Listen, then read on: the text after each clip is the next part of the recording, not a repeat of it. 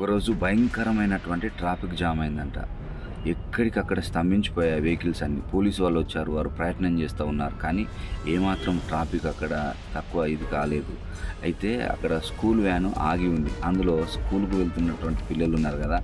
ఒక అబ్బాయి అడుగుతున్నాడు, అంకుల్ ఏం జరిగిందంటే పలానా దగ్గర ట్రక్కు ఆ యొక్క బ్రిడ్జ్ కింద ఇలా ఇరుక్కుపోయింది. అటు ఇటు కదలటం లేదని చెప్పాడట. అవునా? అయితే నన్ను తీసుకొని వెళ్ళండి, నేను ప్లాన్ చెప్తానన్నాడట.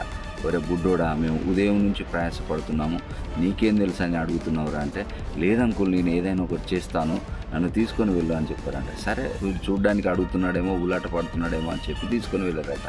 అదేం లేదు, తిన్నగా చూసి, సార్ ఈ ట్రక్కుకున్నటువంటి టైర్లలో ఒక ఇంచు గాలి తీయండి అన్నారంట.